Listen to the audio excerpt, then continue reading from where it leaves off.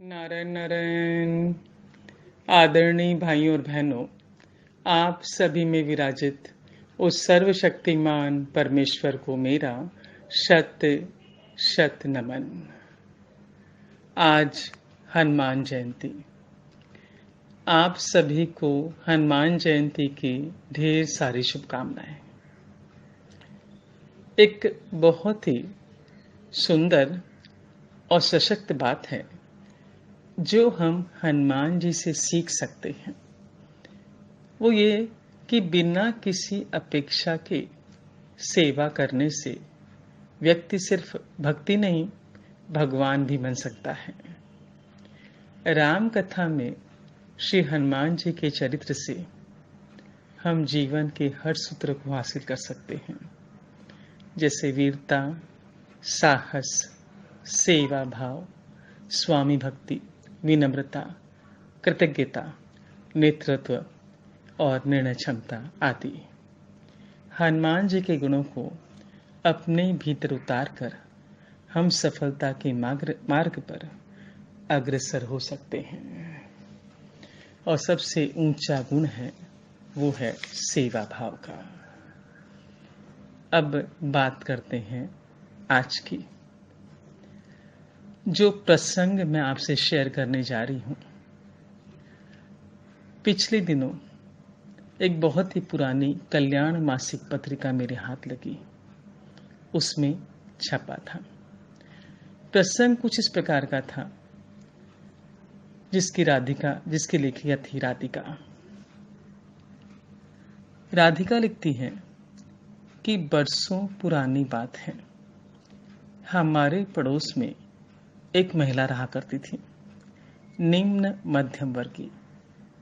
उसके 4 बेटे थे, 3 की शादी हो चुकी थी, 1 की अभी होनी बाकी थी। सारा परिवार एक साथ ही रहा करता था। सबके काम आपस में बटे हुए थे कि 2 दिन बड़ी बहू खाना बनाएगी, तो 2 दिन छोटी बहू, और 2 दिन मछली, तो 2 दिन सासू माँ खाना बनाएगी। इस तरह काम का बंटवारा किया हुआ था। लेकिन यदि किसी दिन किसी को भी जरा सा भी अतिरिक्त काम करना पड़ जाता, तो आपस में महाभारत हो जाती कि मैं अतिरिक्त काम क्यों करूं। इस तरह के घर का वातावरण था उनका। अब चौथे बेटे की शादी हुई, नई बहू घर आई, और थोड़े ही दिन बीते होंगे कि उसने घर का सारा काम करना शुरू कर दिया। यह देख सासू माँ ने नई बहू से कहा कि बहू, तुम अभी नई नहीं हो, तुम काम क्यों करती हो? मत करो, घर में बहुत सारे जन हैं काम करने के लिए, तुम थोड़े दिनों बाद काम करना। इतना कहकर सासू माँ ने उसे तो काम करने से रोक दिया और खुद काम करने लगी। थोड़ी देर तक तो नई बहू शांति से बैठी रही, सासू माँ को काम करते देखती रही। फिर उसने अपनी सासू माँ से पूछा कि माँ जी, भूखों को खाना खिलाने से पुण्य मिलता है क्या?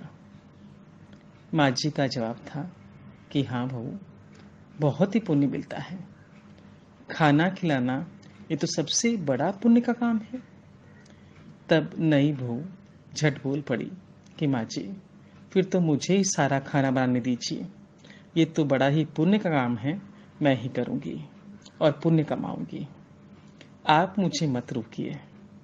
नई बहू की बात सुन सासू माँ को एहसास हुआ कि बात तो ये सही कह रही है, पुण्य मैं कमाऊंगी, पर अभी तो इसकी उम्र छोटी है, इसके पास तो अभी समय है आगे पुण्य कमाने का, और मेरी तो उम्र हो चली है, मुझे पुण्य कमाना है। और सासू माँ खुशी खुशी काम करने लगी। धीरे धीरे ये बात बाकी बहुओं ने सुनी। उन्हें भी एहसास हुआ कि भोजन खिलाना बहुत ही पुण्य का काम है, हम क्यों आपस में लड़ रहे थे। उन्होंने भी अपना काम खुशी से करना शुरू कर दिया। और इसके बाद तो मैंने देखा, लिखती राधिका, कि उनके घर में बरकत ही बरकत होने लगी। राधिका आगे लिखती है कि मैंने ये बात जब सुनी तब मेरे मन में भी ये भाव आया कि बात तो सही है। जब हमारा शास्त्र कहता है कि खाना खिलाना, किसी की मदद करना ये पुण्य का काम है, तो यही काम हम यदि घर के सदस्यों के लिए करते हैं तो क्या हमें पुण्य नहीं मिलेगा? भरपूर मिलेगा, क्योंकि नारायण शास्त्र कहता है कि अच्छे कामों की शुरुआत घर से ही होनी चाहिए। Charity begins at home. और अब जो लॉकडाउन का समय है, हमें तो दूसरों की मदद कर पुण्य कमा ही लेना है। ध्यान रहे, सबसे बड़ा पुण्य आप घर बैठ कर रहे हैं, सरकार की सहायता कर रहे हैं, और फिर घर बैठे बैठे भी जिसकी जो मदद कर सकते हैं करें और पुण्य कमाएं। कार्मिक अकाउंट संतुलित करने का आपके पास ये बहुत बड़ा मौका है, दूसरों की मदद करके।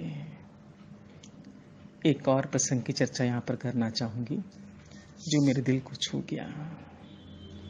मिस्टर राघव लिखते हैं कि उस दिन सुबह में देरी से उठा, सो नाश्ता करने में भी देरी हो गई। जब मैं अपने काम पर निकल रहा था तो मैंने देखा कि मेरी पत्नी मेरा लंच टिफिन पैक कर रही थी। आज मैं नाश्ता देरी से किया था, सो मेरा पेट भरा था। मुझे लग रहा था कि लंच टाइम तक तो मुझे शायद ही भूख लगेगी, शायद भूख नहीं लगेगी। मैंने अपनी पत्नी से कहा कि मेरा खाना डिस्पोजेबल डिब्बे में पैक कर दो, ताकि यदि मैंने खाना नहीं खाया तो किसी ज़रूरतमंद को दे दूंगा। उस दिन मैंने अपना लंच एक भूखे व्यक्ति के हाथ में थमा दिया। मैंने देखा भोजन लेकर उसकी आंखों में खुशी के आंसू आ गए। यह देख उसी दम मैंने डिसाइड किया कि और तो अधिक मैं कुछ कर नहीं सकता, मेरी जो इनकम है उसमें। लेकिन अब से मैं नाश्ता देरी से क्या करूंगा, ताकि अपने हिस्से का भोजन किसी गरीब को खिला सकूं। राघव लिखते हैं कि मैंने तो ऐसा करना शुरू कर दिया। आपका क्या इरादा है? नारायण नारायण। 21 मिनट की साधना प्लस नवरात्रि साधना जो हम पूरे विश्व की सेहत और समृद्धि के लिए कर रहे थे, वो इसी तरह जारी रहेगी। ध्यान रहे, हमें इस समय का पूरा सदुपयोग कर लेना है। चलिए, आज हनुमान जयंती के उपलक्ष्य में राम राम 21 एक साथ करते हैं, पूरे विश्व की सेहत और समृद्धि के लिए। इस भाव के साथ कि आज हनुमान जयंती के दिन हनुमान जी पूरे विश्व पर हम राम राम कर रहे हैं और वो संजीवनी बरसा रहे हैं सेहत और समृद्धि की। Ram Ram 1, Ram Ram 2, Ram Ram 3, Ram Ram 4, Ram Ram 5, Ram Ram 6, Ram Ram 7, Ram Ram 8, Ram Ram 9, Ram Ram 10, Ram Ram 11, Ram Ram 12, Ram Ram 13, Ram Ram 14, Ram Ram 15, Ram Ram 16, Ram Ram 17, Ram Ram 18, Ram Ram 19, Ram Ram 20, Ram Ram 21। Narayan Narayan. Love you, like you, respect you. जल्द ही मिलेंगे। नारायण नारायण। नारायण नारायण।